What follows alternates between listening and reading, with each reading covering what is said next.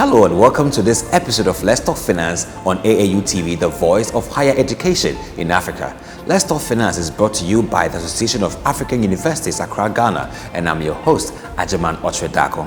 On today's episode of Let's Talk Finance, we will be bringing to you highlights of the Project Finance Africa 2019, one of Africa's biggest finance conferences, which was held in Accra, Ghana at the Accra City Hotel on the theme Building a Resilient African Economy through Innovative Financing, Trade, Investment for Sustainable Development of the Continent. But don't make noise. We are about to enter the conference room. Join me.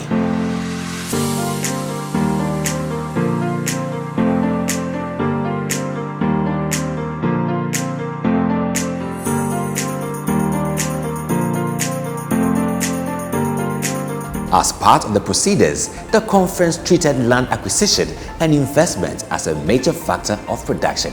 Join me. Now, we come to the main issue, land ownership system.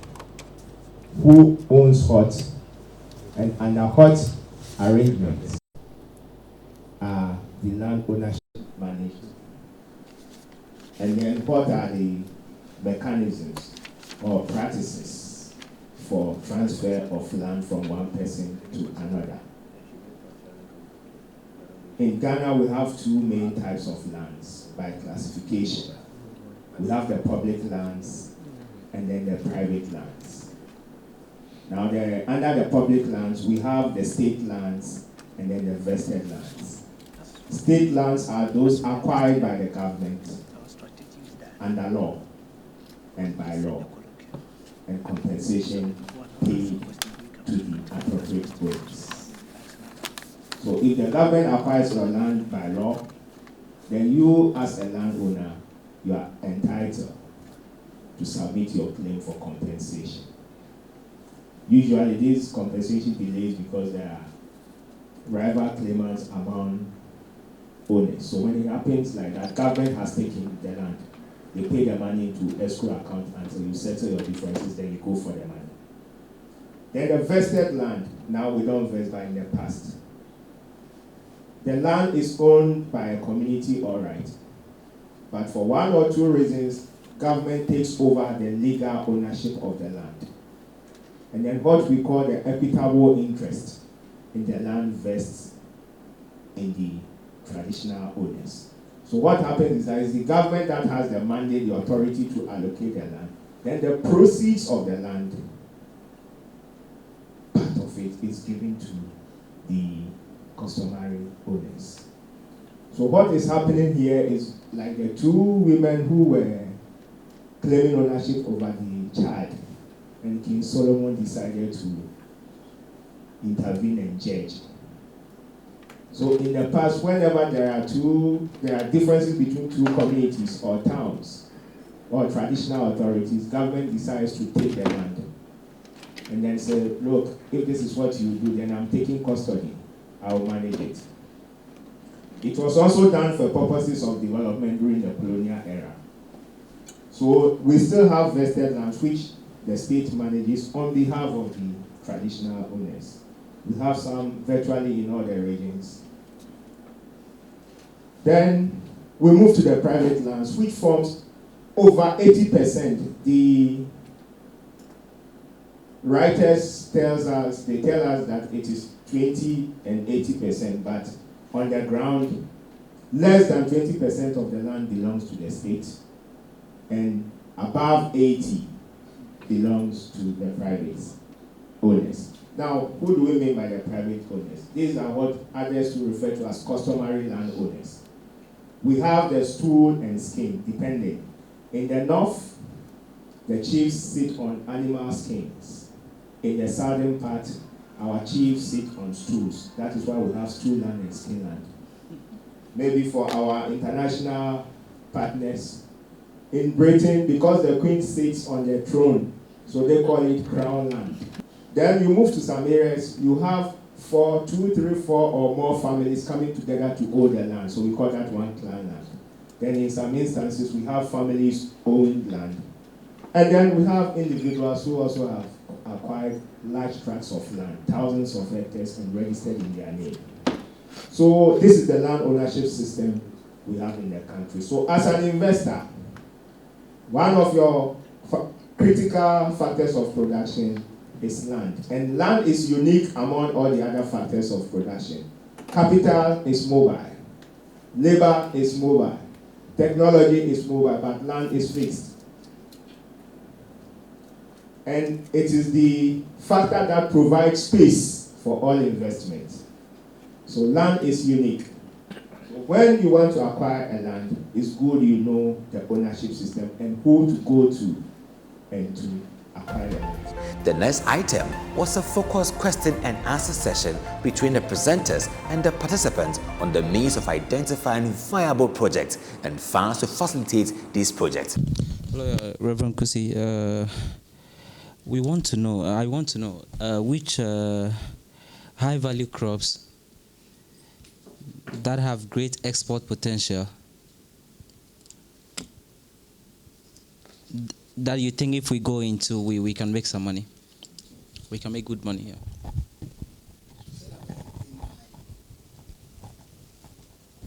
At the presentation, I mentioned turmeric. Yes. I mentioned pyrethrum. Pyrethrum is a chemical. It's an active ingredient is extracted from it to make an insecticide, very powerful insecticide, which knocks out mosquitoes and those things immediately, and so on. Yeah. Pyrethrum is exportable. These days, you can easily get onto Google and you'll find out that they are available. So all this. But what I'm saying is that it is a very powerful insecticide. Are you with me? It's used in most of these insecticide sprays that are being sold. You find out that they are the active ingredient. Then there is also vanilla. And then there is pomegranate, for instance. Then there is pomegranate. Okay, and all these can be grown comfortably here in Ghana. You know, I mean, then we have some which are already in the wild, like Vukanga. There is this other one. It's escaping me. Well, we're talking about cashew. Again, you see, this is what I'm saying. Some of these things, we do not sit down and do what we call proper analysis. Yes, cashew, fine. Everybody is talking about cashew. But because there is an export opportunity.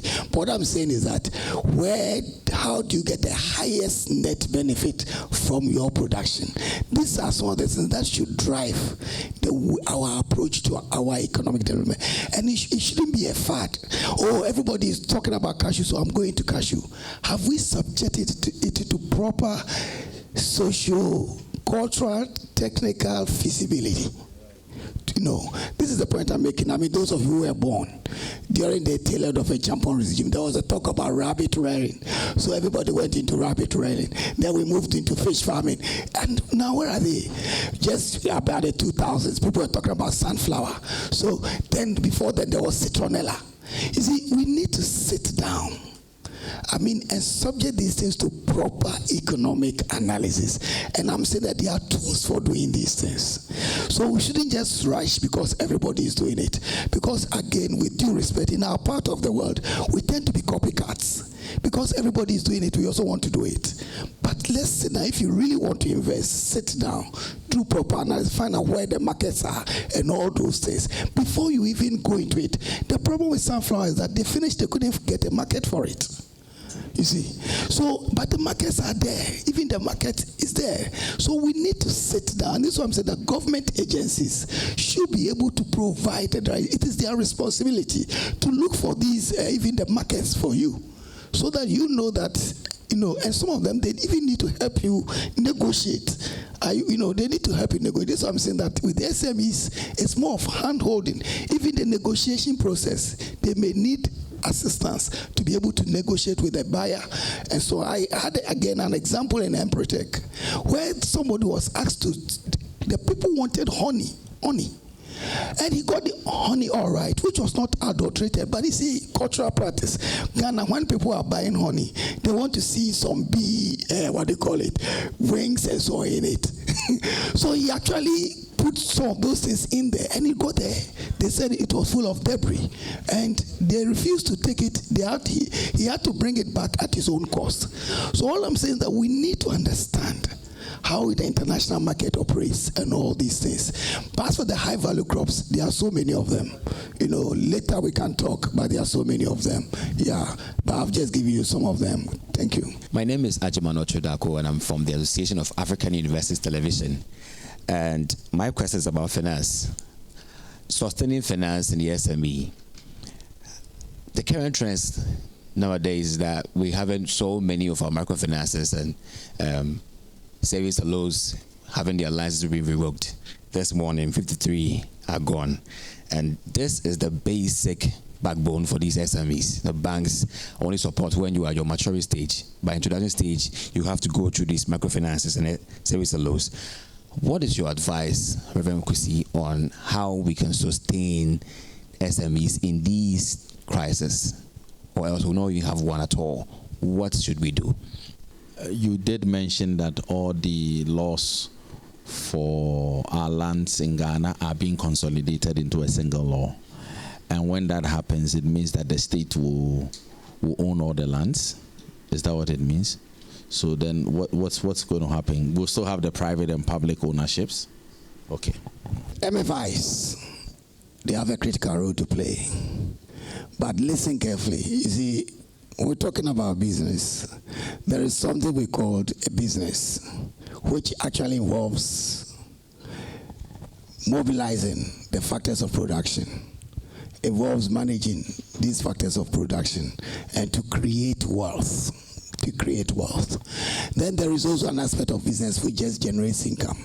It puts you on the survivor. It doesn't really move you into what you call proper wealth creation.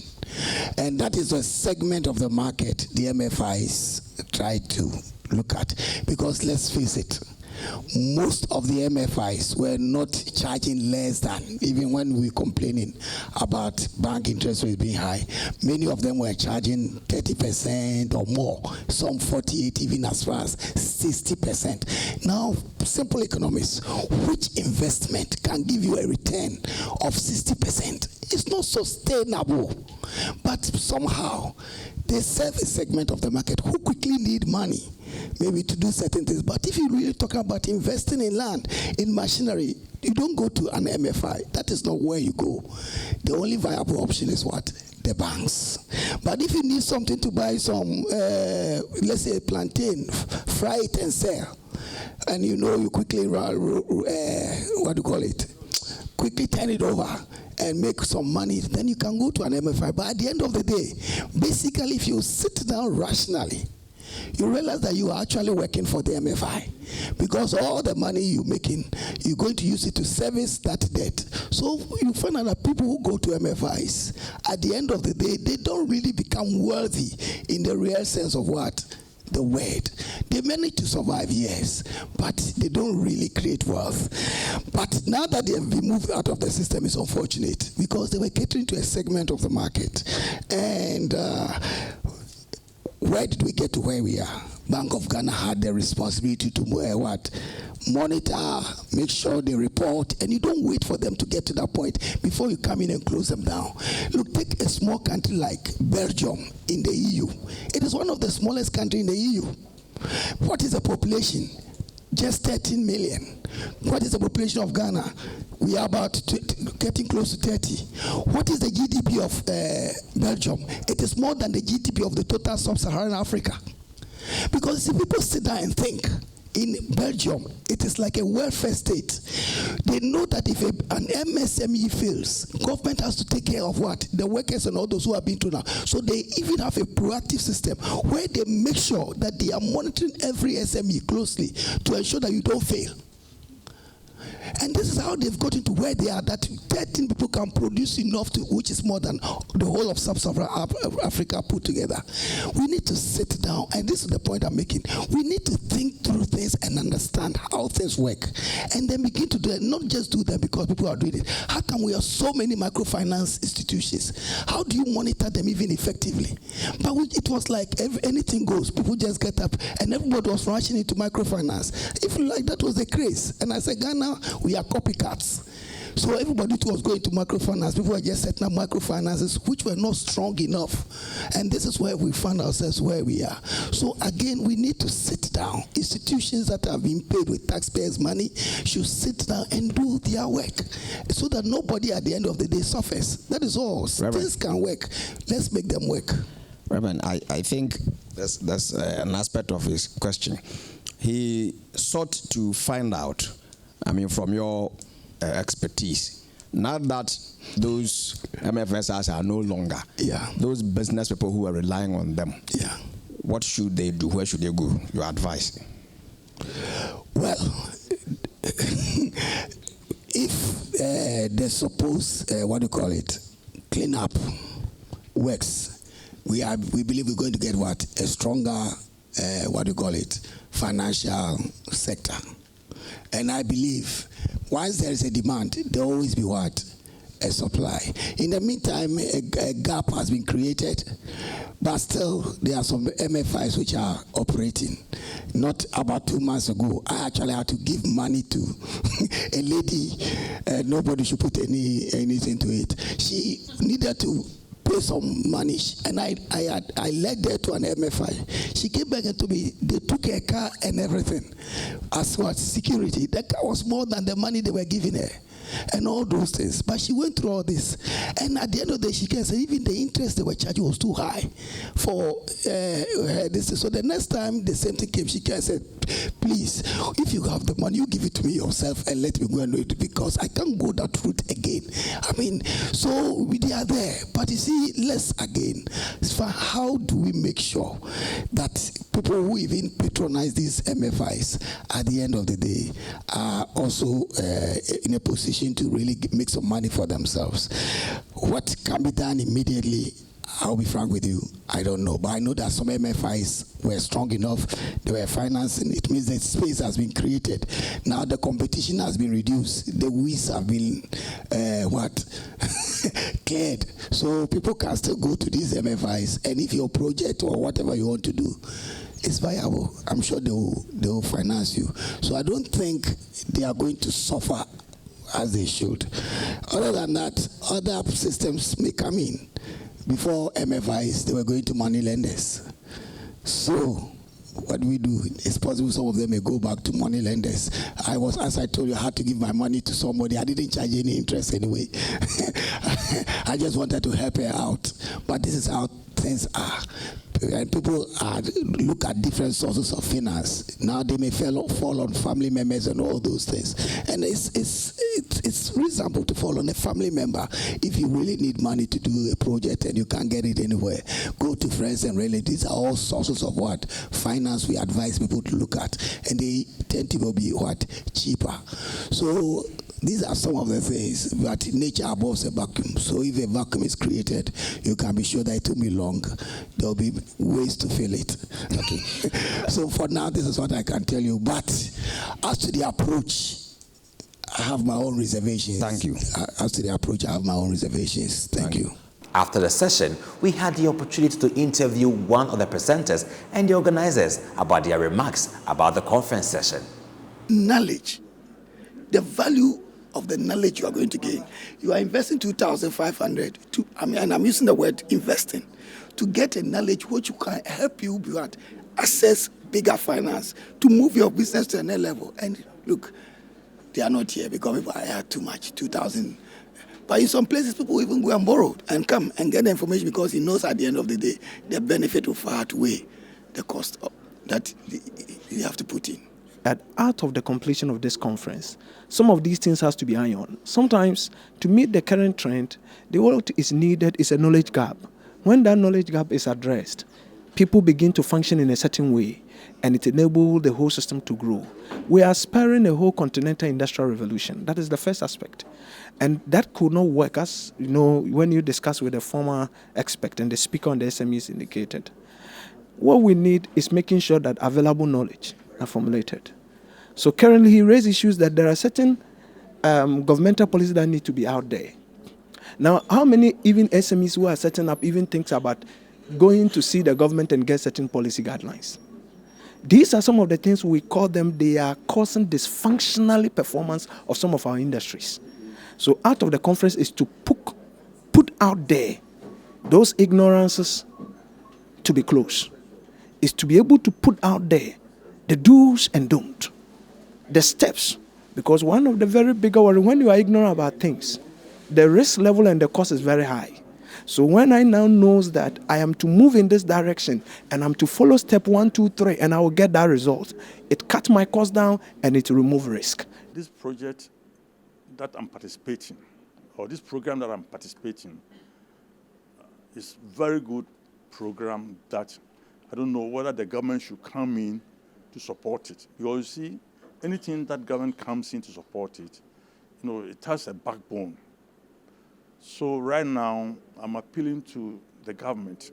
I'm not going to mention any party because I'm not a politician, to come in and support the youth. Hope you enjoyed watching Let's Talk Finance on AAU TV, the voice of higher education in Africa. Let's Talk Finance was brought to you by the Association of African Universities, Accra, Ghana. And please contact us on our social media handles, AAU_TV on Twitter, and also the Association of African Universities on Facebook and YouTube. We'll be so glad to hear from you. And I want to say a big thank you to all of you that watched and also my team for making it happen. Until we come your way next week, take care and bye.